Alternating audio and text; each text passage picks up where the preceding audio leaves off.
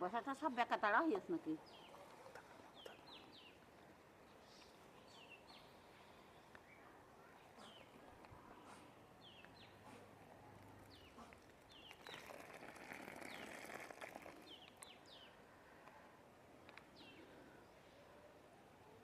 প্রিয় বন্ধুরা, দেখেন রস থেকে গুড় কিভাবে হয় কিন্তু সবাই জানে, আমরাও জানি। তারপর আজ আসলাম একবারে সরাসরি নিজে চোখে দেখার জন্য।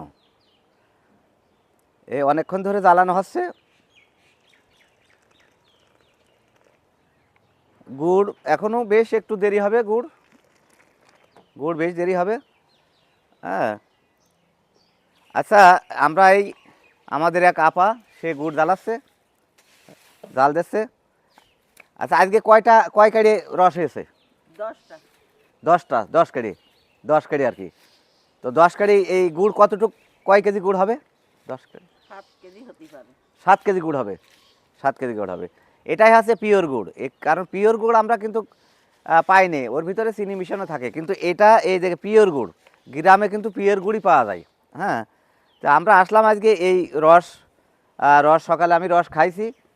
আর এই যে গুড় দেখতেই পাচ্ছেন, পরিষ্কার পরিচ্ছন্নভাবে কত সুন্দর করে তৈরি করা হচ্ছে। হ্যাঁ, এই গুড় কিন্তু পাওয়া খুব কম যায়। কারণ হচ্ছে যা নিজে চোখে দেখা যে গুড়টা, এটা কিন্তু আসলে স্পেশাল বলা যায়। আর এর যে কী ঘ্রাণ পাচ্ছি আমি, প্রাণ কিন্তু জুড়াই যাচ্ছে, মন জুড়াই যাচ্ছে, এত সুন্দর ঘ্রাণ। হ্যাঁ, তা এই যে আপা জাল দিচ্ছে, তাহলে 7 কেজি গুড় হবে ইনশাল্লাহ, তাই তো? 7 কেজি গুড় হবে। হ্যাঁ বন্ধুরা, 10 কাড়ি রসে 7 কাড়ি গুড় হবে, তাই তো? 7 কেজি। 7 কেজি, সরি 7 কেজি গুড় হবে।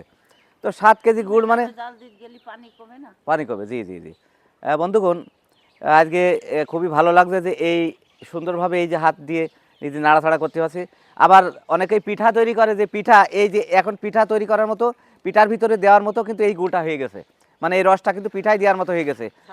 ছাঁচের পিঠা বা আমরা যে আকসি পিঠা, কাশি পোড়া বলি, বা পাকান পিঠা তৈরি করে আমরা যে ভিজই, এই ভিজনের মতো কিন্তু আজকে হয়ে গেছে। বন্ধুরা, ভিডিওটা আর বড় করব না।